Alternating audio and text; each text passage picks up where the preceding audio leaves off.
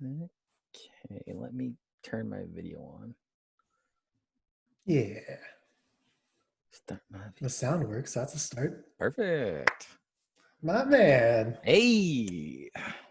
are you good and ready to go? I'm Yeah. sorry for the delay. I don't Doesn't sweat. happen almost ever. Don't worry about it. Cool. So, as you may or may not know, I say the words theme song, and then a theme song plays in the audio version, and then the video version, I keep talking through here. And then the theme song ends, and I say, hello and welcome to Hello, We Don't Talk, Let's Talk, the show where I, Christopher Hua, reconnect with old friends. And today we have the what adjective am I going to use for you today? The thuggish Mitchell Cook. Thuggish. Mitch, how you doing? Thuggish. I'm You doing were good, man. you were the only other person in that grade 12 English class to do a rap, so I'm gonna attribute thuggish. Okay. Yeah. These are Literally. things I remember. So yeah, I was actually throughout the day I've been trying to think of like talking points because I was like, what would I talk about? Because like the only real connection we did have was that English class. So In terms of a closer situation, yeah. obviously both satellites around Joe, which is part of the reason why you're Yes. on this episode. It's not that I forgot about you. It's just like, well, he asked for it. Got to bring him up to the front of the queue. Yeah, it was actually funny. I after I watched the Joe episode because I literally text him when you asked like, oh, who else should I bring on the show? And then he didn't say me, and I text him immediately after yelling at him. Give him a piece of your mind. Yeah, I This was like, guy's had how it way could you too not good say for way me? too long. Yeah, it was funny, man. It was good. But yeah, I definitely remember that English class, which, you know, towards the tail end of the show influences that one question that you asked of who do you think would I should Hey. do next. So I'll save that for then. Cool. But yeah, I that is definitely the like first memory I have of us together when I think of like, Yeah, that moment me too. is that we both did that rap. So Mitch, how are you doing today? I'm doing really great actually today. So I just recently finished my second degree, Hell yeah. and so I've been doing a lot of job searching. And yesterday I had an interview, and today I got a call back, basically them saying like, "We'd like to offer you a job." Oh hell yeah. So I'm now finally going to be in a job that's like in my career, so that's pretty exciting.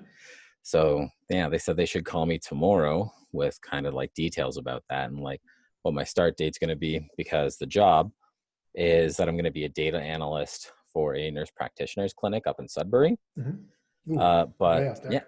yeah. But the nice thing is that I guess they have like a bunch of satellite offices like all around Ontario because there's some like part of like a huge group of them. Mhm. So because I'm doing something that's not directly patient care, it's data.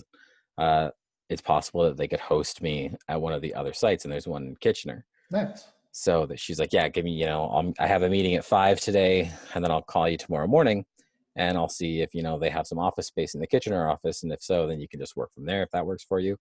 But if that doesn't work, then yeah, I'm moving to Sudbury, which is kind of far. It's a bit different from how the town looks. Yeah, it's kind of scary because like I'm not like I grew up in Kitchener, like I've Yep. always been a city person, but in my younger years, I spent a lot of time in St. Catharines on my grandparents' farm. Mm. So like I kind of understand the rural thing, but like it's not too familiar to me. And I also had You're another you're a taste bit of it. removed from it at this point. Yes, Might need some definitely. Yeah, yeah, might yeah, need some work to get your sea legs back. yeah. Yeah, yeah. And I kind of got a taste of it last year because I moved to Port Hope for like a school like work placement. Sure. So I moved there and I worked with public health there. So the place that I was living there was very like, rural area. It took me like 40 minutes to drive into town to like work every day. So it was also weird there too because I'm a very technology centric person. Mhm. So being in a rural area where they don't have really great internet, and I had to spend a lot more time trying to learn new things to do and stuff without technology. Just It was configure that very, like internal little delay to just for yeah, pings. yeah, it was very different. It was quite the adjustment, but it was a good one. I liked it. So Nice. yeah, it's definitely got me trying to think of like new stuff to do. Like especially since I finished school, because I finished school in August. Mhm. So pretty much since then, I've been trying to like find new hobbies or like skills and stuff to do that's like not so tech focused. So like I recently took up sewing. I've been trying to Nice. like learn how to do stuff there. So I've been finding like clothes that I have that might have rips and stuff. I've been fixing those up, fixing Mhm. pillowcases. The next thing I want to try and learn how to do is I want to try and learn how to actually like make stuff and do sewing. Because like we're now both getting to the age where a lot of our friends are starting to get married, and then the next stop is going to be kids, most likely. Mhm. So it's like, okay, well, what's something I could try and like learn how to do so that, when they do finally start having kids, I could like, do something kind of special for them. So I was like, well, maybe I'll try and learn how to like, make like toys or something. Because most people, at least I know I did, Ooh, I had like a stuffed animal that I always had growing up. So I was like, oh, what if I try to like learn how to do that or something? So that's like my next step in that I want to that'd be try and pretty do. pog. Yeah, I think so. So yeah. Yeah. So at the start of most episodes, after I get past the little pleasantries, Okay. I try to think about where the last time I would have seen you was, and I think it was at like I think it was a New Year's party that Joe had. Hmm. It was going on like Maple or something. I think you drove me home, and that was the last time I ever spoke or Yes. saw you. I do remember that. You were Yeah. definitely sobered up and weren't at all worried about getting pulled over by cops, if I No, recall. not at all. I was very, that was a bad thing that you would do if you were not Yeah, completely okay, which is why I didn't do it. So yeah, we were fine. yeah. There We're was still here to this day and get to have this exactly. call. I remember there was a lot worse one when we were younger teenagers that was a lot worse where we did get stopped by the cops. And I had a car full of drunk people and we had to try and talk our way out of that. And that was horrible. And fun fact, that experience was the thing that made me very much stop like drinking excessively in general. Like now I barely ever drink. I don't really ever have like I never drink to excess Yeah. ever. So I actually would have to say that I attribute my like very modest livings to our experiences together for sure. Hey, it's all good, man. As a social drinker, at most, Yeah. I approve of this message. Yeah, and I don't really get the people that like drink on their own or like anything like that. It just doesn't make sense to me. It's expensive, doesn't taste good. Like, what are you Right? doing? Like, I have friends who are very much into, or at least were into IPAs. I'm just like, Ugh. this tastes terrible. Why are Yeah, you doing this? it's so Do I sour just and have like the bitter and palate of a baby? Is that like, am I wrong here? I, yeah, I don't know. You're in the right. They're crazy. I wouldn't do it anymore. uh, Yeah. so Mitch, that probably what sets us back about like 6 years. Hmm. My understanding is that in that 6 years, you went and did some nursing school stuff, Yes. as you mentioned earlier, and you got your second degree. Hmm. What else has happened in your life, my man? It's been a while. Yeah. So kind of like I was saying. So originally, when I finished high school, I took the extra year. Then I went through nursing. I took that. That took me 5 years because I was one of those people that like in high school, I definitely just thought I was way smarter than I am. So like when I got into university, my first year, I partied hard. I didn't study. I didn't do the readings or anything. And obviously I failed like three of my classes. So I had to Mhm. retake my first year. After I did that, I kind of, smartened up, did a lot of studying, ended up being like the top of my class in nursing. So much so that I had other people start coming to me for like tutoring and stuff like that. So I ended up Nice. being a tutor for nursing. I did that through all the 4 years there. Ended up finishing that. In the second year, I was kind of like wavering. I was like, I don't know if this is really for me, Mhm. but like it was kind of a sunken cost fallacy where I was like, maybe I should just finish it. And the thing that really pushed me over the line to finish it was that in my second year, there was a professor who literally pulled me aside one day and she was just like, I don't think nursing is for you. Really? Like, yeah, literally, she pulled me aside. She's like, I don't think you're going to like nursing. I don't think you should do it. And I think it'd be better if you just dropped out of it. And if there's one thing that is a character flaw of mine is that you can never tell me I can't do something. So I looked just to me. That's a boon, not a flaw. Yeah, exactly. I was like, You how show dare you tell me that I them. can't do something? So I kind of finished my nursing degree out of spite. So I finished it. I went to like write the licensing exam, and I failed that once. I barely failed it because I think it's that you need to get, it's so long ago, you need to get an 80, and I think I got like a 77. So like I just barely didn't get it. So like I started studying for it again. I was like, okay, well, it's close. But then like I found myself wanting to study for it less and less and less, to the point where I was just like, there's got to be something that's kind of like, you know, I can't that feel it, because I was, that prof is not going to be right on this. yeah. But then I kind of just came to the conclusion. I was like, you know what? She's right. I don't want to do this. Yeah. So then I had like a talk with my family, and I was like, you know, I don't want to be the person that goes into a career and I hate it and I'm stuck in it for like 40 years and I'm just brooding and miserable. So I was like, I think I'm going to go back to school for something else. So, you know, my family was really supportive. They're like, yeah, okay, if that's what it's going to be, like, sure. What are you thinking? So I've always been like a very healthcare person. Like I've always thought healthcare was cool, Mhm. but the thing that like I hated the most about nursing was like the bedside stuff. Like I was very kind of anxious about the idea that if I make a mistake, I could potentially, you know, end up hurting somebody, or Mhm. like worse, killing somebody. And like I am a very anxious person in general. So like that kind of stuff, like I just dreaded going into work whenever I was doing like placements for nursing and stuff. So I was like, okay, I want to do something healthcare related, but not so like direct. Mhm. So then that kind of brought me to what I was saying earlier, and that I'm a very tech related person, and I like, you know, technology. So I was like, okay, well, what if I look for something, you know, like healthcare data? So then that's what got me into this program that I was. So I ended up going to Conestoga for their Bachelor's of Applied Health Information Science program. Yeah. Uh, and the nice thing was that with that program, I got to fast track through it because of my nursing stuff. Because basically, it's like it's a science and a tech program, Mhm. so I got exemptions for like all of the science and, you know, biology stuff, which was nice. So it turned a 4-year program into 3. So I got to fast track through that. But there's a lot of issues with that too, because the administration, like, they'd never had anybody fast track through this program.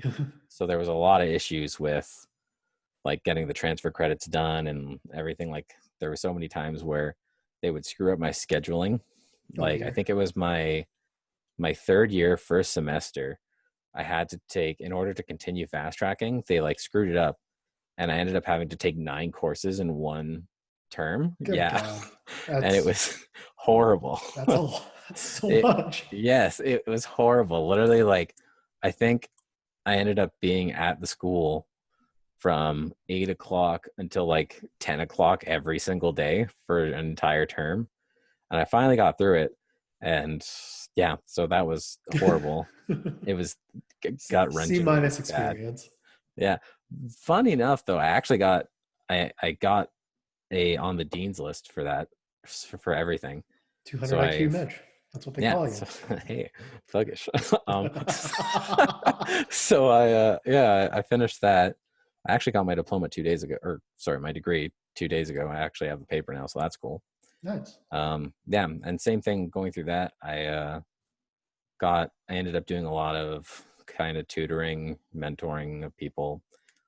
Which is, I never really saw myself as, because like I'm not really a person that I like to do. I'm not a huge limelight person. Mhm. I don't like being in the spotlight, but I'm also really, um, what's the word? Impatient. That's it. So like people in my courses and stuff, you know, professors would ask questions, nobody would answer it, and I'm like, I know the answer, I just want this to continue. Yeah. So I was the annoying person that always hand up answering everything. And so people got to know me as like the smart guy, so everybody starts coming to me for questions. Gotcha. Exactly. So, you know, and then because of that, I also ended up getting like a lot of awards too going through this program. So like it's nice because it's really helped my resume. So I have like leadership awards and innovation awards and all this stuff from like the last 3 years that look really nice. So I was unaware that was a thing that like existed. yeah, I I know. I'll be honest. I'm in my university years. I was one of those people that knew the answer but didn't bother raising their hand to like answer everything. It was just like, well, surely it's someone else's time by now to answer this Yeah, question. Like yeah, I these people get understand that. it. Huh. Yeah. Maybe I should have just done it anyways. I mean, it's nice because like it turns out that they were like kind of write-in awards. So like staff and students could like write in and basically put up a name forward being like, Mhm. yeah, this person's shown a lot of excellence. We think we should get them. I also got the Co-op Student of the Year award for all of Conestoga this like Nice. in 2019. So that was pretty cool. So there's been a lot of like good things about me just being impatient, which is, kind of funny because it's like I just want it to be over with. Let's move on to the next thing. I'm here to learn. So that was cool. Hell yeah. Um, Big Mitch on campus. yeah.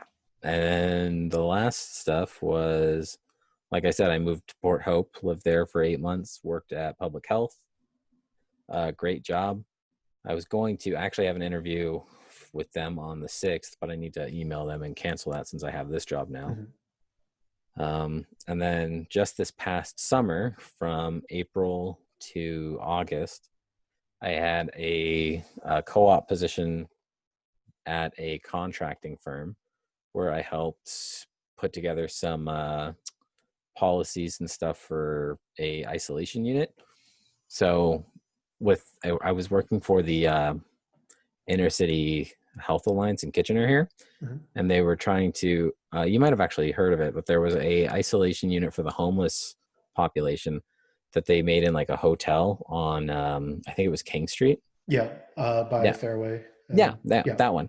So I was working there where they were trying this like new innovative style for like the homeless shelter Mhm. with how they were like doing their doctor visits and everything, but they didn't have any kind of like blueprint on how to recreate it if they wanted to do it somewhere else, Mhm. and they didn't have any like policy lists that were set for like how they should be conducting themselves. So myself and a few other students got put there, and I was the team lead. So there was 4 other students from their 3rd or 4th year that were like reporting to me, and I basically just like helped organize everybody and get like these projects done because there Mhm. was the policy team, the blueprint team, and then we were also making some documentation tools for like the nurses to use. Yeah, get some SOPs in place so that if they do need to recreate it, they have the playbook. Yeah, so then we were basically making those documents for them over like 4 months, and that was my like last placement. So that was some good. That's some good experience right there. Yeah, it was some good work experience. And now I can tell people that, oh, I worked on the COVID pandemic response for the homeless population in Kitchener. So looks pretty good. Pretty good. Yeah. So it's been a ride. And now that I'm out of school, I kind of just haven't known what to do with myself for the past Mhm. like few months. Because like I said, I finished in August, and I realized something about myself when I finished that I never thought about myself, in that I always thought I was a very go with the flow, relaxed individual, Mhm. but I definitely found out that I am an incredibly structured, Yeah. like schedulist. I was like, I don't have classes to go to. I don't have a job to work at. I just am free just flowing. like Like just like question mark pings on your calendars. It's like literally, I was just like, what goes here? What's I going don't know on? what to do. Like, what do I do? Like, I don't have a normal thing. Mhm. And it really messed with me. It took me a long time to actually kind of like learn what to do. I was like, well, maybe this is the time that I take some me time and Mhm. like just relax and do my own thing. And then after like a month, I was like, no, this is not. I can't be left to my own devices. I need we're something. So gonna we're that's when gonna I spend that started. 8 hours a day that would be put in a workplace instead of just like going towards finding that workplace. We're gonna Yeah, we're gonna block exactly. out some Like it time made to no sense whatsoever. write out my resume, send some out, do some job searching, yada Yeah, yada yada. yeah, And now you got the dang job. yeah. So I'm looking forward to that. So that's basically all I got going on now, is trying to get all of my police checks done and my TB skin test that you need to do if you want to work in healthcare. So Mhm. I'm just working on, crossing my T's and dotting my I's and everything, and hopefully I can get working. I'm looking forward to Swag. it. Yeah. So what kind of like data analysis have you done so far? Like what does your future job entail? Um, What are your expectations? my expectations from what I think, they haven't given me like a full kind of rundown of everything I'll be doing, Mhm. but it looks like there's going to be multiple projects where we're going to be taking data about our patients, and then we try to use it for like decision support. So, you gather all your data. We're going to like, you put it into a dashboard so that you can put certain filters on it, and like Mhm. you're querying your database to try and like find information so that you can kind of aim what you're looking at for like projects and stuff. It's like, oh, we look at our population, we find that it's a lot of older people, and all of those people are having foot problems. So maybe, we want to consider doing some sort of foot care program in like Gotcha. this area, like that sort of thing. So I'm pretty sure it's going to be mainly focused on like decision support for kind of what we should be focusing on, but I don't know at the time. Fair enough. That's what I think. That's my guess. Um, so I seem to recall a story that you had while you were doing placements while you were getting your nursing degree. Hmm. Any particular horror stories you would like to share at this time? I remember something about a catheter. Yes. Oh yeah. So that is my go-to party story. Yes.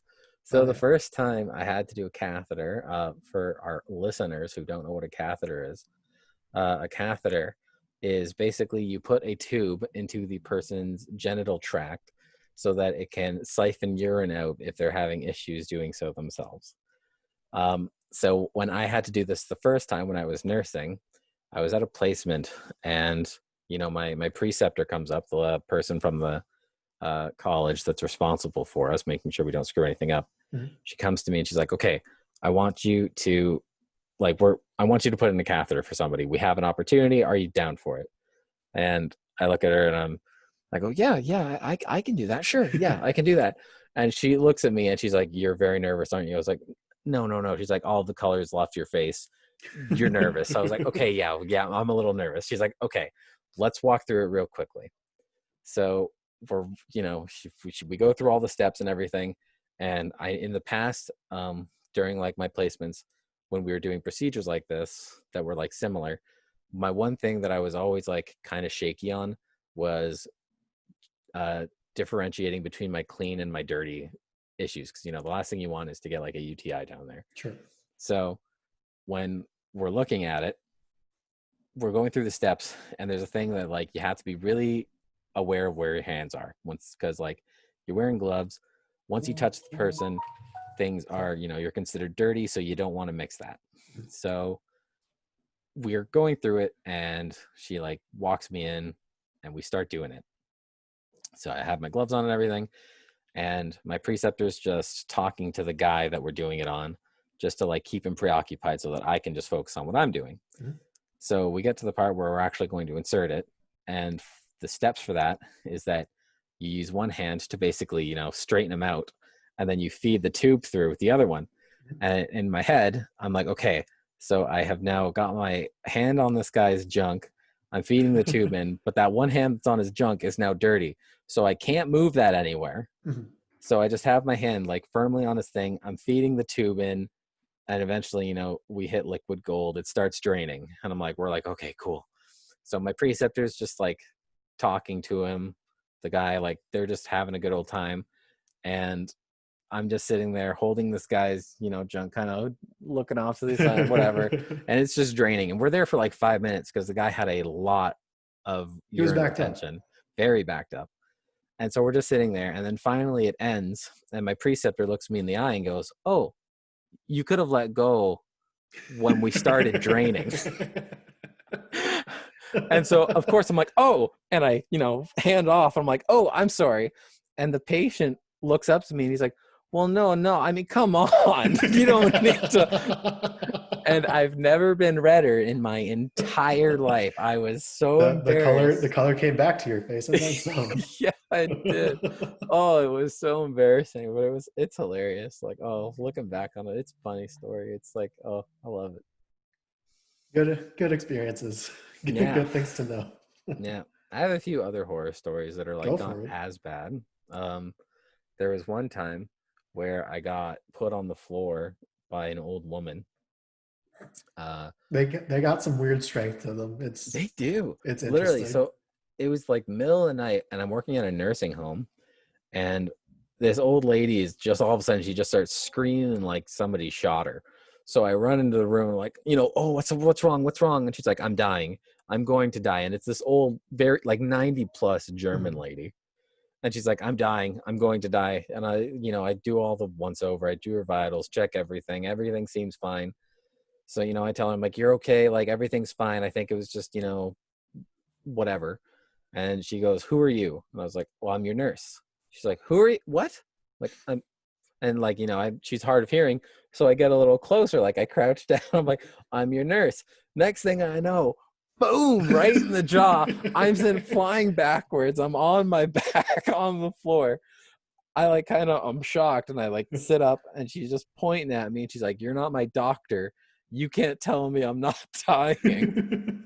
So I'm like, well, I've just been, floored by this old woman. I'm like, okay, I'm just getting out of here. So I left the room, went and talked to the head nurse, and I was like, yeah, I just got absolutely decked by this old woman. She's like, oh, you're okay though? I was like, yeah, yeah. She's like, okay, here's the paperwork you now have to fill out about that. I'm like, Always okay, with the all right. paperwork. Yeah, always with the paperwork. Yeah, there's paperwork for You got a everything. classic call an ambulance, but not for me moment. Yeah, I do. Well, but yeah. Um, the other one, when I was in nursing, this one's not like much of a horror story. This is just kind of like a weird story. Sure. Is that the year that I retook, um, I entered a contest with McMaster University because my degree was with McMaster, but I took it at Conestoga. Yep. But I entered a McMaster contest that was they would take people from all of the different health science departments, and the contest was that you got to do an autopsy pretty much. So like they would put you in a team of like, two nurses, two doctors, two respiratory therapists, et cetera, et cetera. Mhm. And you would meet like 2 times a month, and you would like take apart a body basically with like the help of a Wow. professional coroner. And I ended up winning that. So I got to like actually do an autopsy and take apart a body, which was like so surreal because like, you go I was a in and living you're, person at one point. yeah, it's so creepy but like morbidly fascinating. So, you go in the one week, and the first week we went in, the guy's like explaining what we're going to be doing and everything. He's like, so this week, the thing that we're going to be doing is we're going to be prepping the body for like doing everything. So the first thing we're going to do is we need to flay them. So I was like, Nice. okay. So he's like, everybody, we're going to take turns like taking off the skin. And so I'm like, okay, this is super weird. So, you get all your PPE on and everything. And he's explaining how to do it. And he's like, oh yeah, you just like, you take your like tweezers, you're going to pull up scalpel. You're just going to start like cutting away at it. Yep. So everybody's going and doing it. And it got to me, and I'm doing it. And the like coroner guy looks at me and he's like, oh, have you done this before? And I'm just like, no. And he's like, what? You're a natural. And I was like, I don't know if I want to be a natural at skinning people. That seems really weird. Like, and yeah, it's very surreal thing. Like, I can now say that I have like held a person's brain in my hands, which was like Nice. it's so weird to think that like, you're holding all of what that person was like. Oh,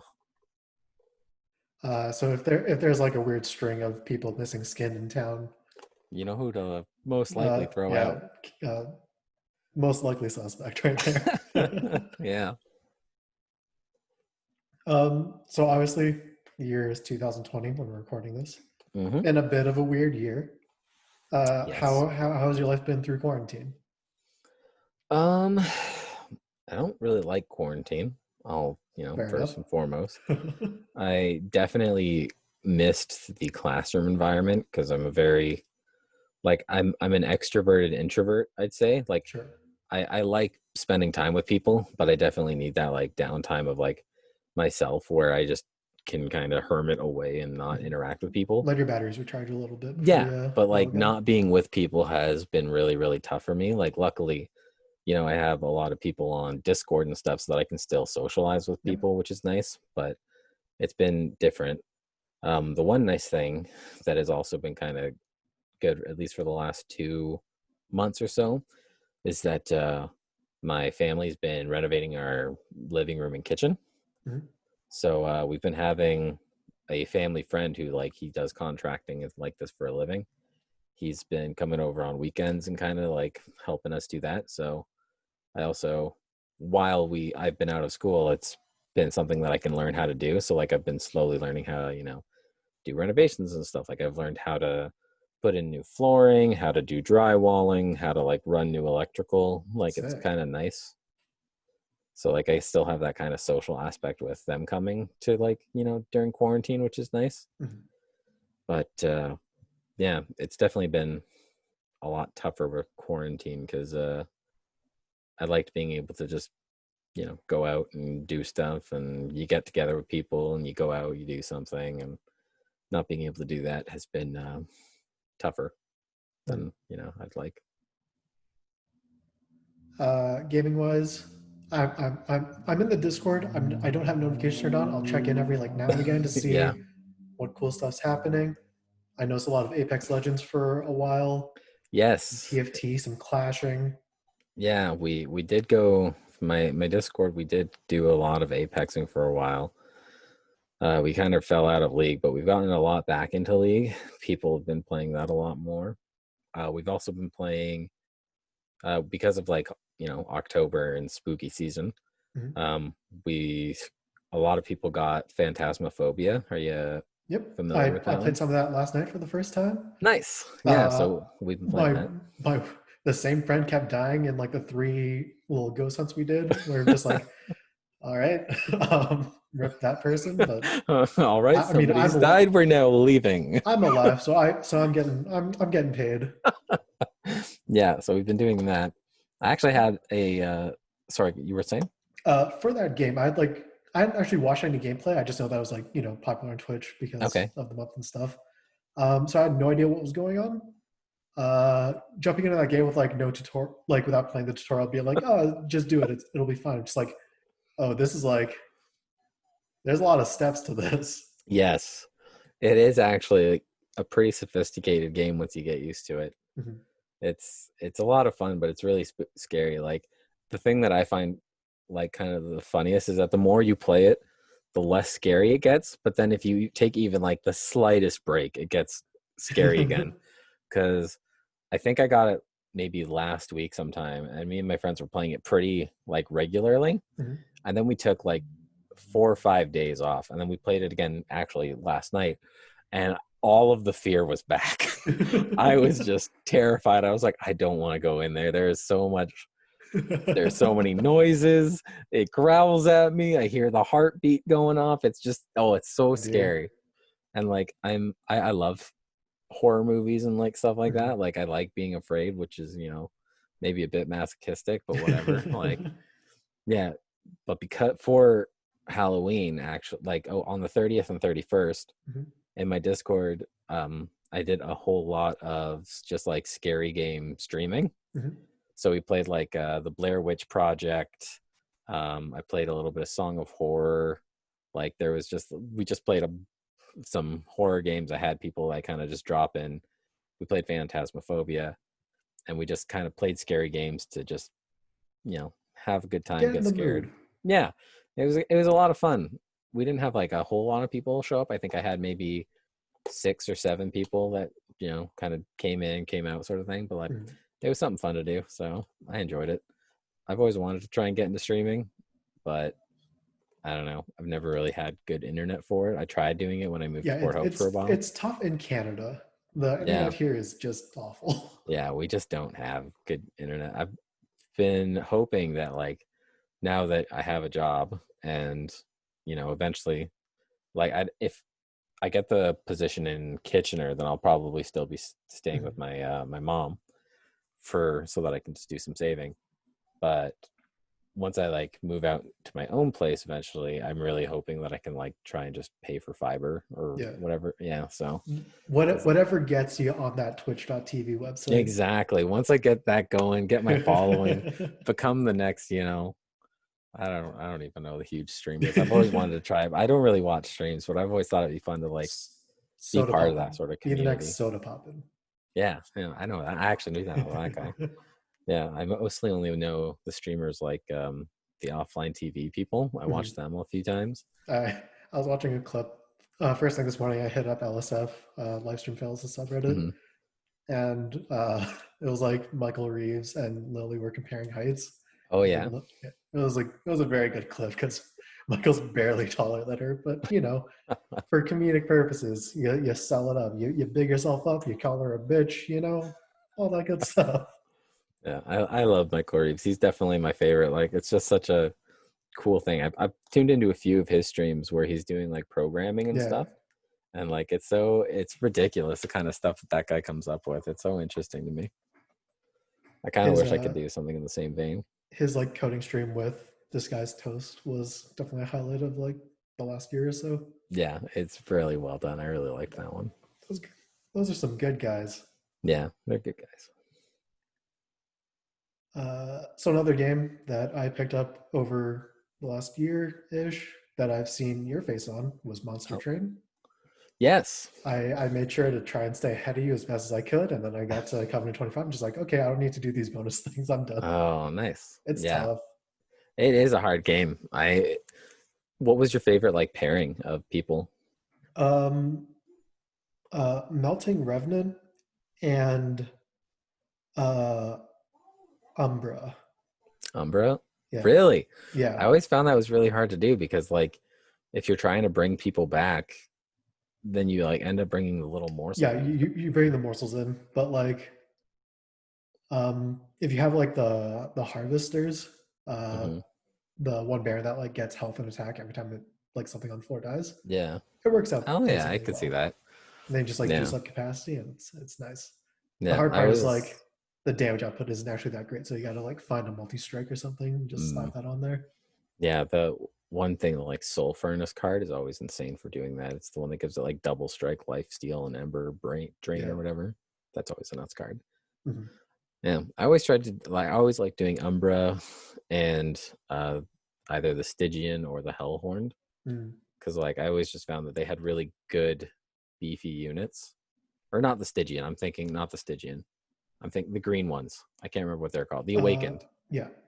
Yeah, I always thought the Awakened and the Umbra was like the strongest because you could just get those like meaty like meat wall creatures to just like start amping up, and then they were unkillable. Mhm.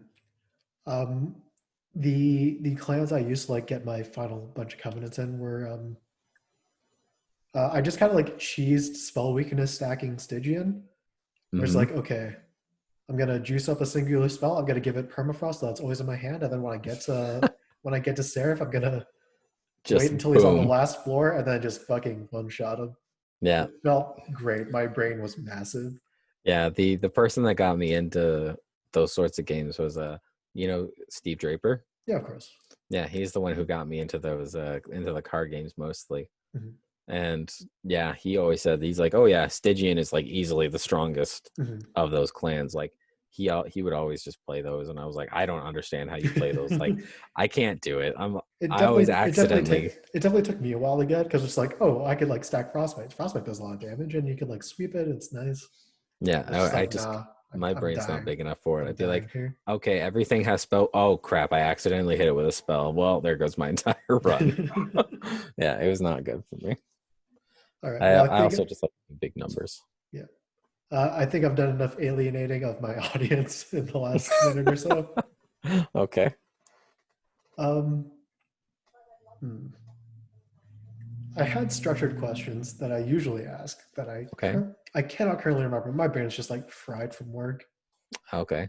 and the disorientation of dealing with someone going door to door asking for donations at this time of day, night, whatever you want to Yeah, call you're this. saying that's really strange to me. I've always loved uh messing with those sorts of people.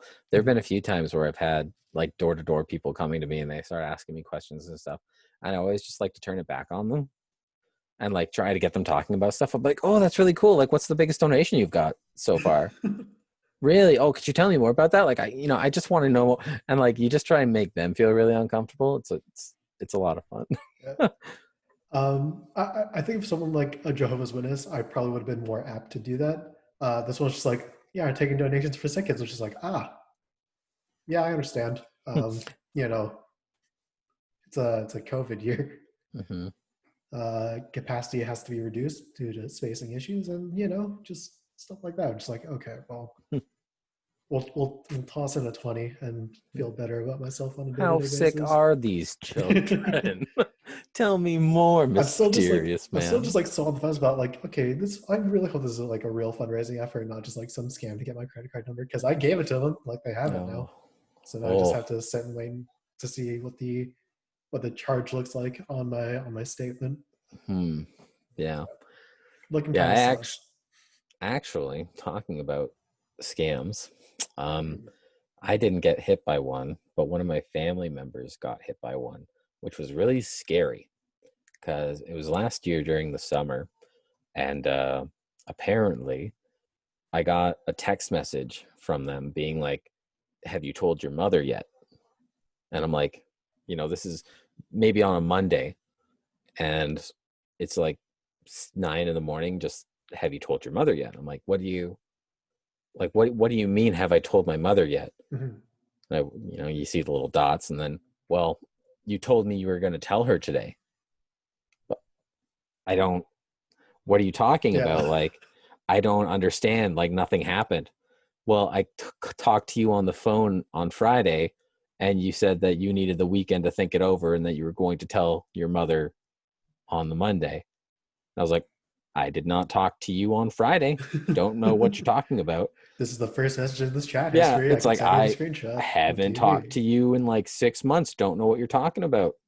So it turns out that somebody called them pretending to be me on the Friday, saying that I was in like a car accident with these people, and that they were going to like tell my work that, I was in a car accident and all this stuff, and that they were an insurance company. They're like, if you just pay the insurance for Uh, the car that was hit, then we won't report it, and it won't be, put against your license and everything. And I was like, that doesn't make any sense to me, like, at all. But they're like, well, they knew everything. Like, they knew my name, like they pretended to be, Mitchell mhm. Cook.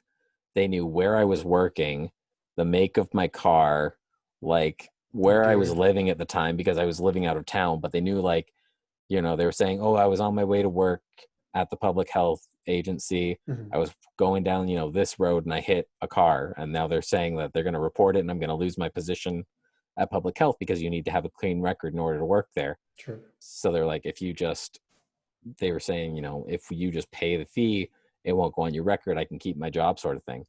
And the person was like, I need your help because I don't have that money. Would you be able to send the money to this place Oh, so that I don't lose my job and my career and my schooling and everything? And so the family member was like, yeah, okay, sure. So they ended up mailing like upwards of, I can't remember the exact number, but it was like $2,000 to $3,000 wow. to try and help me. And I was like, Wasn't wasn't me. me, wasn't me. Don't know what that's like. Pull the shaggy. Oh yeah, all the shaggy. But yeah, oh, I felt so bad for them. So I was like, Uh, oh, that's so much money. Like, oh, that's so much money. It's, yeah, I felt so bad for it. But ever since then, we didn't find out much, but we did find out, just because, like, obviously they were, my family member was embarrassed about, mhm. you know, getting bamboozled. So she wouldn't tell us much, but she finally kind of let it slip that she mailed it to somewhere in Quebec. So now, ever since then, I've had an irrational hatred for anybody from Quebec. I mean, they have an irrational hatred for anyone outside of Quebec, so it's mutual at this point. Yeah, I was like, yeah, stupid Quebecers. How dare you take advantage of them? So Yeah, yeah, that's my you most hate to see recent. it. Yeah, that's my most recent scam experience. I'm trying to think about if I've ever been like truly scammed. I like to think I'm aware enough to not fall into that trap. Oh yeah, I'm just paranoid Yeah, enough to not. exactly. Just don't interact with people. Just be like, Exactly. If okay, if I goodbye. don't know your name or haven't met you in a reputable place, you're not talking to Exactly. me. I had some people try to like loop me into like Cutco type stuff or like Uh, any sort of MLM. I'm just like, oh yeah, me no, no, I'm too. good. I'm good. I I, I I've actually seen fell this for one that. before. That's actually true. I fell for that one. Oh My no. my one buddy in high school, Zach McLeod. I think it was Zach. He invited me. He's like, "Oh, like, you're looking for a job? I have a friend who's like doing some recruiting for some stuff." And I was like, "Okay, cool." So, he's like, "Oh yeah, it's at this address. Come at this time. Blah blah blah." Mhm. So okay, yeah, and I go, and literally, I don't know if it was like Cutco, but it was definitely like, I remember going in there, and I was, I was really upbeat, and I was excited for it. I was like, oh, I'm finally gonna get a job. This is gonna be great. And then he You're a young starts, man, a young yeah, he naive man. he starts discussing like, oh yeah, like it was a cell phone thing. It was Mhm. like selling cell phone services or something. And it was like, oh, and if you end up like recruiting people, then they can work for you, and like portions of their thing will go The for yours. And I was once I heard that line, I was just super pissed about it, because I was like, this is a freaking pyramid scheme. uh, And like, it's a reverse funnel system. yeah. And I called him out on it too. Like I literally, put my hand up to the guy while he's talking, and he's like, "Oh yeah, what's your question?" I was like, "So this is a pyramid scheme, right?" And everybody kind of looks at me, and he's like, "No, it's not. Like, you can do this." And I was like, just "No, just but like, shatter the illusion for everybody. literally," I was like, "No, but like that's a pyramid scheme." And he's like, the guy started to sweat a little bit, and he's like, "Well, no, it's," and like anything he said was just lost on me at that Yeah, point. Like, I think halfway through his attempt to try and get me back in, I just like stood up and I walked out, and I was like, "No, I'm out." good And on you. yeah, a few other people followed me out, but You saved a lot of lives that day, I Mitch. saved some people from going down like a pharaoh. If you think about it as like a exponential growth, who knows how many people you saved that day. Yeah, like, oh, I've never gotten that kind of stuff. Same with like, and this is where, if anybody from your Facebook that I also have on my Facebook, they're gonna find out that I've unfollowed them. But literally anybody who ever puts stuff for like those facial washes where it's like, oh, build your own this, like Yeah, sell from home, or the there's so many of them where it's like people are just like, just oh, I did this, I'm my just own hit up boss. Bed Bath and Body Works like everybody else. Yeah, just buy into the capitalism already. Yeah, I don't Yeah. need my Aunt Jane's soap. Like, come on, man. Yeah. Gotta buy a 5 pack at the Costco. I'm good. I'm good. Yeah, let me live my capitalist dream. I had this conversation with another friend that like I am I'm capitalism's like favorite person, because I'm very easily influenced. It's bad to say, but like there are times where I'll just get a slogan stuck in my head, and I'll just be like walking down the street like singing it to myself, and I'm Just just going like, ba man, ba ba just literally, I'm as like, you're oh, as you're I'm walking. free advertisement for mega corporations. This is the worst. It's a bad thing. It's What? good. I, I Yeah. I appreciate it. Yeah, it's just like oh, I've so before this also, for like since maybe 3 o'clock, I was listening to your past podcasts so that I Mhm. had like an idea of anything I could Sure. talk about. And I was watching um Alexa, girl with the long last name that I can't remember, or Alexa something. Michaelides, the That's the previous one, yeah. guest. Yeah, her. This is the first episode And of November, in case anybody's keeping track. hey, and when she was talking about the singing one, you did like the over under, and she said that singing at home is like underrated, and I completely agreed with her. I sing to myself so often, it's embarrassing. I spent most of my morning just singing aloud while doing work. It's great. It's so Yeah, freeing. it is. You just feel so good. Uh, I want karaoke to exist more. Oh, that would be great. So to inject a bit of structure back in Yes. to the pod, I'm going to bring back an old favorite, by which I mean nobody talks about the segments anyway, so I'm just going to pick one at random. Cool. This one's called Maybe Do's and Don'ts. Mitch, what is an experience in your life that you would suggest everybody also try to experience?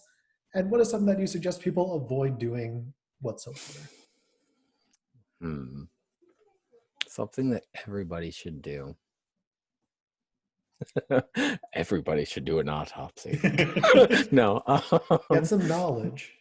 Um, I think it's important for everybody to just look into something and pursue something that they're interested in. I know it's very broad, Mhm. but like there have been so many times where I've regretted not going for something that I've been passionate about, because I've always been like, especially growing up, I was always very, very nervous to, appear weird Mhm. or like out there. And there, like, that definitely has kind of sullied a lot of the opportunities that I think I could have had. Mhm. Just So like the like, bit of hesitation to be like, well, no, because yeah, like the sort of not being in control of like the outcome, where the yeah, outcome and like results is just like how we see or like how we feel we are seen. yeah. So I guess to kind of clean that up a little bit, the thing that I think everybody should experience is going against the grain for something you believe in. Don't just take the easy road. I think everybody should do that Hell at yeah. least once. Um, something that you shouldn't do. Something you shouldn't do. Don't own a pool. Just Hmm. don't do it. Why Don't own a why that pool. in particular? It's a horrible experience. We own, What so here we happened to own, you? we own an above ground pool, and it is the worst thing about the house that we live in. We have an above ground pool, and having to like cover it every summer, Hmm. or sorry, cover it every summer, duh.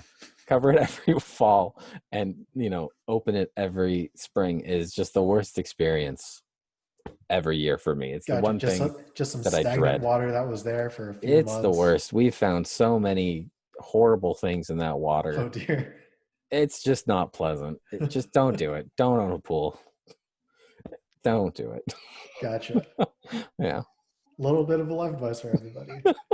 Go to your community Yeah. pools. Go to your Find community pool. maybe just like even an outdoor pool. Yeah. Just don't have those. If you have like if you're rich enough to own a home pool indoors, by all means, go Yeah. ahead. That's fine. You can do that. But no outdoor pools. Yeah. And go cottaging if you can. That's a great Ooh, experience. yes, can confirm. Yeah. Great Um, experience. our mutual online buddy Cam has some people up to his family's cottage every summer or so. Obviously, this year, not so much. Yeah. I got pushed to like September, but I'm just like, I don't want to see people right now. It's not Yeah. it's not worth it. Yeah. It was I got to go to a cottage last year with some people, and it was like a really, really high end cottage, Mhm. and it was fantastic. Although it was also it was a good experience with a lot of bad things that happened during it, because we went way, way up north, like, just a oh net positive. yeah, like almost Thunder Bay area, for my one buddy. He was getting married, Mhm. and that was kind of his like wedding, not like bachelor Yeah, party sort of thing.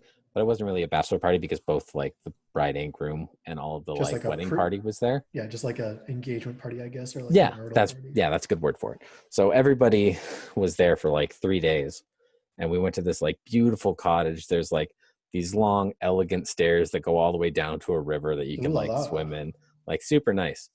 The reason that it was bad was just one thing that happened, in that I got a tattoo the weekend beforehand. Oh dear. And Don't like where this is going. if there's one thing you shouldn't do with an open sore, it's swim in a river, Yep. Where which I did. And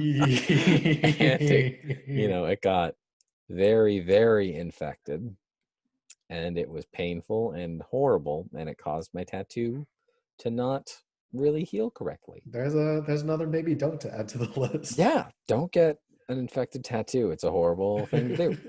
So, it's there's a lot of kind of like missing areas for it now, which kind of sucks. So, once COVID's over and everything, I'm hoping to kind of get it touched up and fixed. So, that's another thing on my list.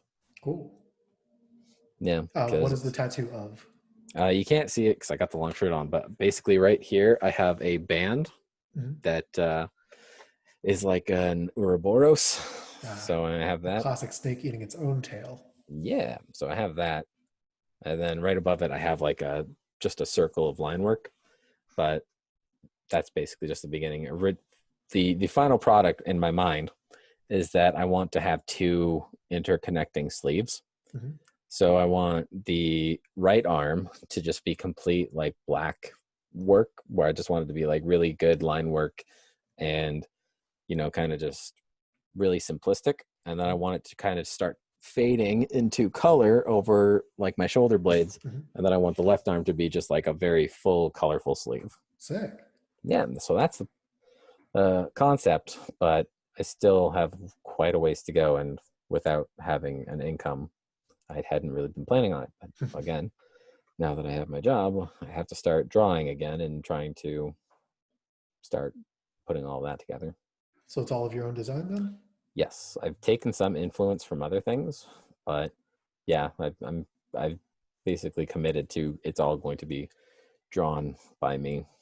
Nice. Yeah, Is getting inked more of a recent thing in your life, or was that something that I just never noticed before? it is more. Yeah, no, that is definitely more recent. That is, I got my first tattoo when I was 26, so only two Gotcha. years ago. Yeah. So yeah, so I got the first one in 2018, second one in 2019, and I haven't got one in 2020, but I'm hoping to get another one soon. What led up to that decision to get inked for the first time? So I've always wanted a tattoo because my sister got a tattoo when she was like in her early 20s, and I always just thought it was super cool. Mm. And I was talking to a few of my buddies from school, and my one friend John was saying that he wanted to get tattooed, but he was really nervous about it. So then I kind of just took the opportunity. I was like, oh, well, like I've also always wanted a tattoo. If I go with you, would you want to get them together? So then it was in November of 2018 that we made the appointment. 2 weeks later, they're like, "Oh, we have an opening on like a Wednesday. Would you be open for that?" And we're like, "Yeah, sure. We'll come in. We'll get it done." Boom, Bada bing, and bada that boom. kind of just led one thing led to another, and we got tattoos. Nice. Yeah, So enough of a positive experience for you to get a second one. So that's yeah. good. The first tattoo is great. The I got it at Thrive Studios in Cambridge. Wonderful place. I definitely want to get my other tattoos there. Originally, I was hoping that I could get like part of my tattoo done in like multiple different places because I thought it'd be neat to like travel and get tattoos all over the Mhm. place. Be like, oh, I got this one in like Thailand. Oh, I got that one in Japan. I got this one in Switzerland, sort of thing. I thought that would be neat. I don't think that anymore. I now just want to have the one studio that I know is really good because the second tattoo, the one that got infected, Mhm. um, I got done at a place in Port Hope, and the lady that did it was very rough. Mm. It was much more painful than the first one. And yeah, and she laughed at me when I would, not like a malicious laughter, but she'd laughed at me a lot when I would go like, oh, when she would like hit a nerve for like pain or Yeah. something. Whereas the first guy, whenever I would go like, ooh, he would just kind of like You okay? he's like, you good? And I'm like, yeah. And she would just be like, ha ha ha, this man is Well, laughing, or this man is, screaming. And I was like, you I'm assuming jerk. that's just going to be the one tattoo parlor in Port Hope. So, There was actually a few. There was a really, few. Yeah. pop in business. Which is really weird because Port Hope is definitely like a retirement Yeah. city. Like you go there to retire. So I was like, there's a huge lacking of like tatted 90-year-olds for that to happen. And none of those 90-year-olds punched me, so we were good there too. Yeah. uh, Mitch, do you want to flip the script at all and ask me any questions? I know that some people have an uncertainty about whether or not that's a feature of this show, and the answer is yes, it is. Mm. Um, yeah, so I was curious because I think in the episode that I watched earlier, Mhm. you said you were in school, right? Nope, I've been out of No? school since 2016. Okay. So what did you go to school for? I went to school, getting out of high school, Hmm. I applied to a bunch of places for like business, accounting, that type of stuff. Okay. I got denied. Um, I don't know why specifically. Maybe it's just like a lack of me selling myself. But I'm 99% sure that was because like my English mark was absolutely terrible going into like Hmm. the second term or whatever. Where it's like, here's a 6 in English. It's like that doesn't look good. Hmm. Whatever. I know the language. It's fine. I'm passing. Mm-hmm. So, anyways, I got denied out of Waterloo a bunch of time in like the 3 programs I applied to. They're like, we'll give you this alternative acceptance into honors mathematics. We're just like, well, that's close enough to what I was aiming for anyway, so we'll go with it. Okay. First year, I was on a pretty similar high of like, I'm like freaking genius. I don't need to study. But instead of drinking, I just like played more video games and slept less. I wish I did that.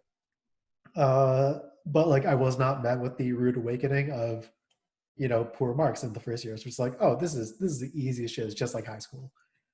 Year two comes around. I'm just like, oh, things are harder this specific year by like a significant margin over the previous year. Had some real bad grades and like just a lack of interest in what I was studying. And then year three comes around, just like, okay, things are like about as hard as they were in year two, and I have even less interest. So we're gonna take a break. Then on the break, people kept on asking me, "Hey, Chris, when are you going to go finish your degree?" Because my family knows, because my mom likes to talk about that kind of stuff to my family. Mm-hmm. I was like, I don't know. I was gonna keep working the night shift at Zayres for a bit. Go live with Joe for a few months. Mm-hmm. I'm living life. I'm living Yeah. like a king. And then it got really annoying. So just like, okay, well, these guys need to stop asking me when I'm going to finish my degree by finishing my degree. So I just kind of looked at where my credits were, what the fastest track to getting a degree was, and then doing that. Which, if I were to have a maybe done on my own, probably don't do that. Like, study something you enjoy, or just don't. Like, Mm-hmm. don't finish a degree to spend more money to appease people. Like that's just a big L. Um, Yes. but yeah, so I wound up graduating with a Bachelor of Arts, majoring in economics and a minor in mathematics because those credits had to be put to some use. Cool. Yeah, Okay. did not need it for my current job, which is good to know. If I were to go And back and I currently work as a claims examiner at an insurance company. cool. You like that? It gets me paid. um, Cool. it's not that I don't like it. It's just like It's a thing. the work is pretty repetitive. Mm. Um, and like when I was in the mailroom, things were similarly repetitive, but it was like, here are 5 different things that are like the same repetitive task for, that you do for like an hour a day. And then you Mm-hmm. switch task. And then you do that and then you do that process, et cetera, et cetera. But like claims scanning is just like, yep, here's another claim. Yep, here's another claim. This one's in Uh, French. So you'll have to oh. type things into Google Translate Oh, gross. because outside of recognizing a few keywords, I don't understand what's being said for the most part. Yeah. I understand the word credit in French is pretty much the word credit in English. Credit. Um, yeah, a lot of keywords where it's like, okay, I know generally what it says, but just to cover my own ass, Mm-hmm. we're gonna run it through the old G trans. Yeah, for sure. Yeah, Um, I feel you on that too, because that's one of the things that I wanted to really make sure that I didn't have, like, in my career, is that like I'm not a very I I don't want to say I have like ADD, but at the same time, like I know my attention span is like mhm. pretty short. So Yeah, like when it comes to repetitive things, like, which also is kind of weird because like I really like having structure, but if things get too repetitive, then I get bored and that like starts to make my mind wander all over the mhm. place. You need to shake up the system a bit. Yeah, so like I like having a schedule, but I like having that schedule have uncertainties in it. So like the idea of repetitiveness always like goes poorly with me. And you said you worked at a Zayres. I also worked at a Zayres for a while. Which department were you in? I was working night shift stocking shelves, so I was pretty much in all the departments, if you will, just kind of making sure things were full for the next day. Okay, yeah. When I was working at Zayres, I was in the meal replacement plant part. What is meal replace? The like HMR, it's like the place where Oh, they make the gotcha, full chickens and gotcha, everything. gotcha, gotcha. Yeah, I did that, and It was fun It, because it was the word replacement that threw me off. yeah, I know it's weird. I always thought it was I, weird too. I'm like, oh, it's the deli, but they're like, yeah, I no, just called it like it's hot not. deli. Yeah, they're like, it's not a deli. It's hot meal replacement. And I was like, oh, okay, like, It's like, Jesus, sorry, oh, this is didn't mean to offend you. hot meal getting station. Yeah, but I worked there, and I was a cook there for a while when I was going through my like towards. I started working there between my nursing and my applied health information science degree. Mhm. So I kind of was like, oh, I'll get a part-time job to like Sure. pay for myself for my like my car and everything while I'm studying for my exams. And then I stayed playing working there part-time when I started my bachelor's of applied health information science. And to put it in a way, was there things, did you ever witness things at Zayre's that legally shouldn't have happened at a Zayre's? Um, I want to say no because I can't think of anything that I would say yes to. I mean, so I was working the night shift, meaning that Not many people. there's nobody around to like Yeah. do illegal things. The closest thing that I saw to like being a violation of any sort of law or rule was like I wound up finding a bunch of like expired like dairy stock that like nobody had gone through. I'm just like, well, guys, the expiry date is it's right here. Like, Why do we still have how this? is it still in? Like, yeah, why is it still kicking around? But that was about it.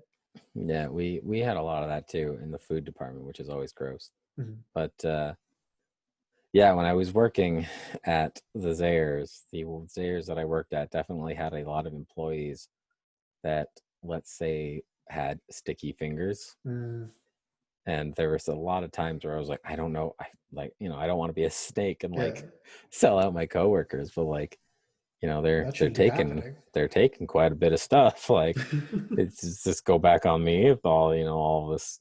Mhm. So there was a lot of moral gray areas that Yeah. happened to me there. Um, I guess the closest thing to like sticky fingers I saw was just like, okay, anything that was damaged was just kind of free game, and like that's fine because it's not going to Oh, sell I anyways. wish that was. They always like, oh, if it's damaged, then it goes in the garbage. You're not allowed to take it. We're like, Yeah. but what? Why? Officially, yes. Yeah. But turns Oh no. out my belly is a garbage can, so it's all Yeah, I good. wish. There was a lot of times where I, might have taken extra of stuff where I'd Mhm. be like, oh, I'm going to like make myself a salad before I, on my lunch break, and I would take extra when I Yeah. shouldn't have. Oh, But officially, if any of my coworkers hear this, I'm not a time thief, but I'm absolutely a time thief. Like yeah, I'm they're getting good though. paid as like a salary, so like if I work an extra 5 minutes or like if I work five fewer minutes, I'm getting paid the same amount. So Yeah, I'm just gonna look to hit targets on a daily yeah. basis, and as long as I'm I'm doing I'm that, like I think I'm in the clear. Like that's yeah. what you're paying me I for. think so. It If I makes work a sense little to me. harder, I don't get much, if Yeah. anything. I got Speaking. Sorry, one. I got rewarded like a $50 bonus from a draw because like there was some initiative that the higher ups want to implement to be like, okay, well, every claim is there's a person behind every claim, so just make sure you're hitting your targets so that we can help as many people as possible. And if you hit your targets every day for a week, we'll throw your name into a draw for a $50, little gift card or something. Oh I'm just like, boy. yeah, cool. I I I managed to net myself an extra like not even actually yeah like 2 cents an hour maybe for this Ooh. entire year if you frame it that way, where it's just like I got 50 bucks for amortized over my 2,000 hours of work a year. Yeah. It's fine. It's fine. Mm-hmm. Yeah, But that's you were saying, yeah. I was gonna say because you hit a buzzword that I got excited about, and that this is gonna be one of the first jobs that I've had that is salaried, and I'm very ooh, excited for it yes. because I got to during the interview, I got that. They get to the question of like, oh, do you have any questions for us? And I was like, oh, like, it didn't say in the job posting like how much I was going to be, making. And they're like, oh, well, we pay like the top bracket of like the salary bracket that we're able to. And I was like, oh, this is great. So I get to make a decent amount of money, which I'm very excited about. And It's a good word. yeah, I got to. It was funny because when I told my mom about it, her words exactly. I was like, oh yeah, like I asked, and I'm going to be making this much, and my mom goes, literally like hands up praising. She's like, I've raised 2 kids that make more than me. I'm a good parent. So Hell yeah. yeah, You love to hear it. she's very proud of us, which is very nice because my sister is a teacher, so she's been doing that for a long time, and now my sister is also very much like, she's like, oh, you're finally going to be working now, huh? You're no longer allowed to be a student. You're not going for a 3rd degree. Like, she's like, this is it. And I was like, yeah, I know. So yeah, I'm looking forward to just working. Hell yeah. So winding down, Mm-hmm.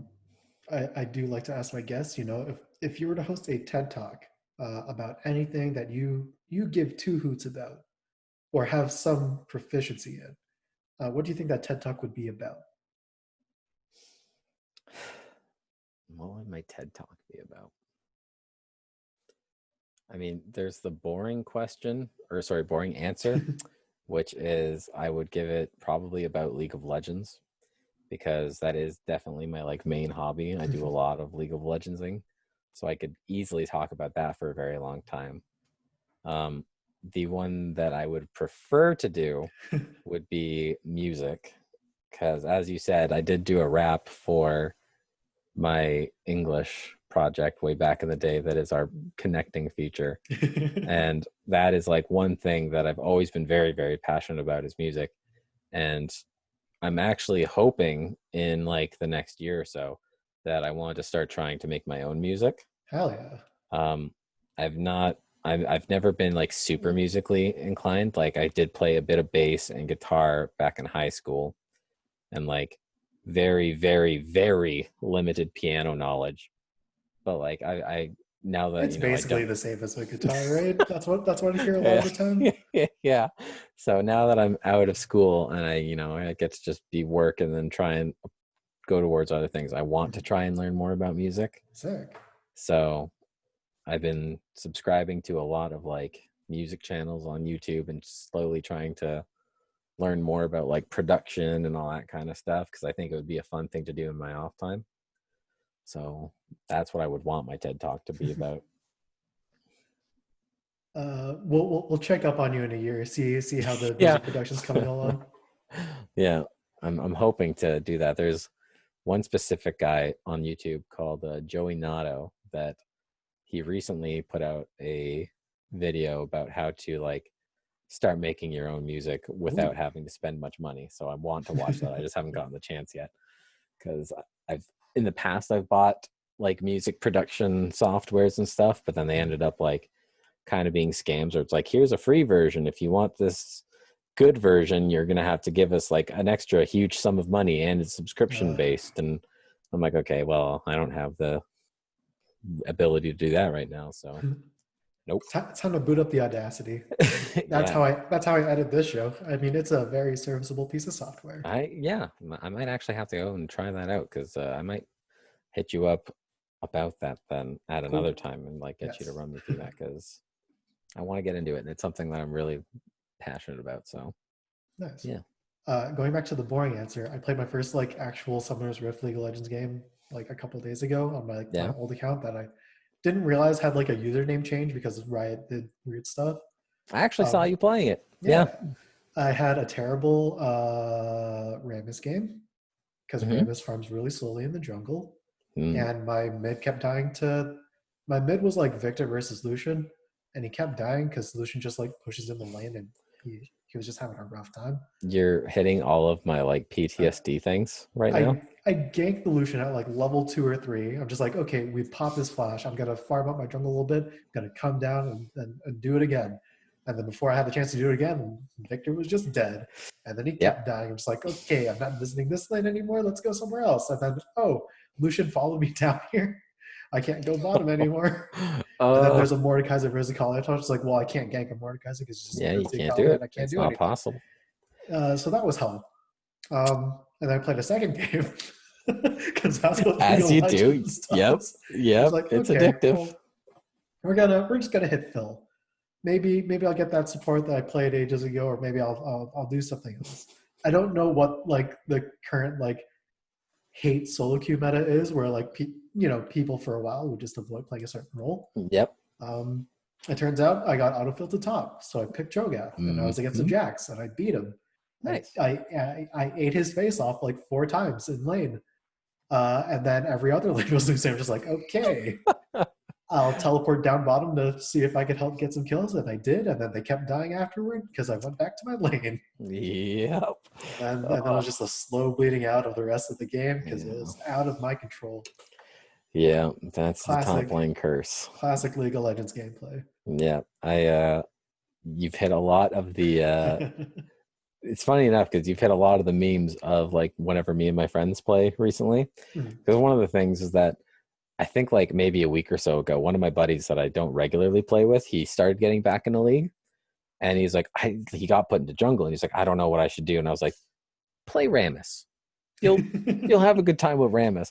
So now literally every time we play together, he's like, you know what? I'm gonna play Rammus. So the fact that you said Rammus was hilarious because now I've like He's my just by some favorite. just by some offhand comment, I've now made this man a Rammus main, which is funny. And then the other buzzword you hit was that you said you were against Lucian mid, Yes. where my one buddy like jokes on me all the time about it because I think any person that plays AD carry and takes that AD carry to a solo lane is scum of the earth. Yes. Fully I agree. I hate it. It's stupid and it makes me angry. So like my one buddy, whenever he gets top lane, he always plays Lucian or Vayne top lane. He goes, "Hey Mitchell, hey, look at it," and I hate it. So I thought it was funny that you were going against all the things that The like buttons were hit. all of my buttons are being pressed. Yeah, it's definitely like just a game that I've always loved playing. Like Mhm. people all like love to hate League of Legends, but like I don't know. Once you kind of get past the whole mentality of like I need to win this game, like it gets a lot more fun. Like I just play it to kind of chill out and like relax. I don't really like it's a competitive game, Mhm. but I don't really treat it competitively anymore. Like I know I'm decent at the game. Like I know I'll never be amazing at it, but like Mhm. I'm better than most people. So like I And don't like, know.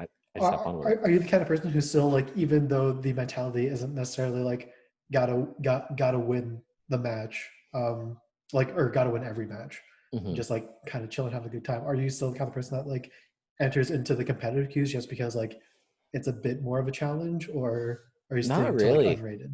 I usually do unranked mode because like I play with a lot of my friends and my friend like I very rarely like I don't really play League alone. Mhm. I only ever play if like I have friends playing, Yeah, and a lot of my friends are very like all over the board ranked wise. So like we can't play flex queue together because gotcha. like some of my friends are like high diamond, others are like gold, some are bronze, some are silver. So like you're only allowed to queue with Never people that are iron. They've been exiled out of your yeah. friend group. If they're iron, we're not friends anymore now. But yeah, so like since my friends are all over the place, I'm like I don't want to exclude people just because Gotcha. of like skill level. So I'm like, oh no, like I play with anybody who like if anybody ever asks me to play, like I pretty much always just be like, yeah, sure, Yeah. whatever, like it's a good time.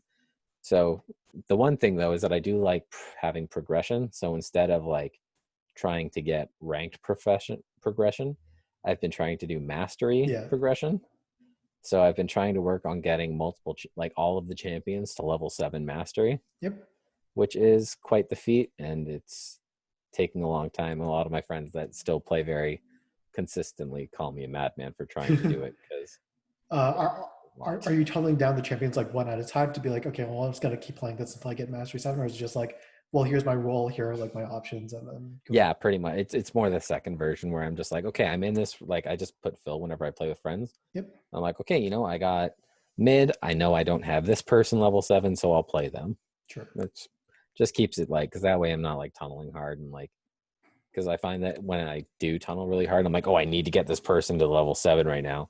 Then that starts to become my mindset, and then I do Yeah. start to get a little tilted about things, being like, okay, well, I'm doing well, but my friends aren't doing well, and that means I'm probably not going to get this token that I need to level it up. So I'm just like, you know what? No, I'm just gonna play what I want, and I'll try my best, but I'm not gonna hold it against anything if anything goes wrong. So Nice.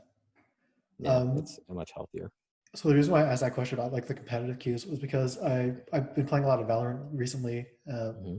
some and occasionally with our mutual friend Eddie Kim, Hmm. and he's like pretty good at first person shooters, but like when he plays competitive, his mindset isn't like going for the win at all, like at all. He tries a bunch of fancy stuff. I'm just like, just fundamentals, man. Like what's going on here? Um, No, I love and Eddie's like mindset already. it activates me. I'm not gonna say triggers. It activates me in a way that I don't like. But on the other hand, I don't feel like I'm. It's not like I'm not justified in thinking that, like, Yeah. just do things that win the game. Like, Hmm. come on, No, man. I totally agree. It's funny because I agree with both of your mindsets because I was like, oh yeah, if I'm playing in like a ranked environment, I definitely like you don't try and go for like the montage plays. Mhm. But as a player of like League, I'm exactly like Eddie, where always go for the montage plays. My my buddies always say it. They're just like, Mitchell, please don't do it. And I was like, yeah, but like I have 10% of my health and there's 3 enemies, but I might be able to outplay it. Like I might be able Yeah, to. And they're just like, please, no, just stop. Just don't. and And I'm then like, you, and then I then go in and I sometimes die. sometimes you get right clicked, and then it's Yeah. gone. So I totally agree with Eddie's mindset in that he should always go for the crazy plays, Mhm. but he shouldn't go for the crazy plays. Yeah. Yeah. I know. I think this may be an episode that he listens to. So Eddie, you heard me. You hear how I feel. I'm not gonna tell it to you to your face. I will address you one on one in this current podcast. That But yeah, actually cut it out. Cut it out. does Eddie would listen to this one? I think Eddie, like most people that exist on my Facebook, will listen to like episodes that feature people that they know, and Okay. that's about it. Because Okay. where's the value for them otherwise? I honestly, I hope Eddie listens to this one because I'm not too man enough to admit it. Eddie has always been a man crush of mine. I've always loved Eddie. Literally every time I always saw him in high school, I was like, that's a cool dude. And now like I followed him and Danya's Instagram for quite a while. Mhm. And like I love Oh them. yeah, They're they're great living people. it up. They're Yeah, coming back to it's town hopefully by the end of the year. cool. Spoiler The alert one for thing, anybody. another thing that I always think is that you should do a variation of this show of we do talk, let's talk. That And have your friends that you do regularly talk on. spoiler I think alert that'd be fun. again. That is going to be my like 50th and 100th episode specials. Yeah, perfect. Just gonna absorb questions from the field and just channel them into a single shot so that like I know Eddie enough that like he's not gonna be the kind of guy that's like talking to everybody, but Hmm. he'll talk to me and I'll just be the conduit for the masses. Yeah. Yeah. So, yeah, I've always liked those two. They're good people. I'd like to hear what they're up to. Speaking of talking to people, my final question for you, Mitch. You know it's Hmm. coming. You're Yep, prepped for it. You I know got it. you got you got it locked and loaded. Hmm. If you're to host your own version of this show where you talk to a friend that you haven't spoken to in a while, who's it gonna be? It has to be a ratch, Mr. Richard Right. Schuett. I tried.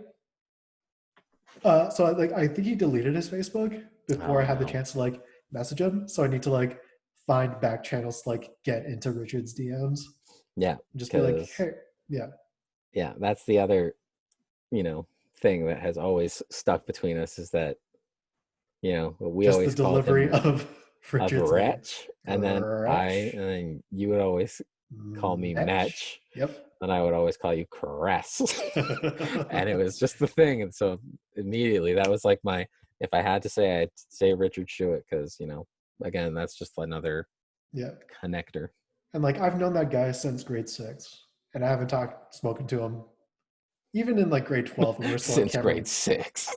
Like even in grade 12, like outside of English class, I don't think I really interacted with him much. He was busy with like being coachy for whatever. Hmm. But yeah, I'm hoping to one day hear back from him. Cool. Yeah. So yeah, looking forward to that one. Cool. Mitch, Match.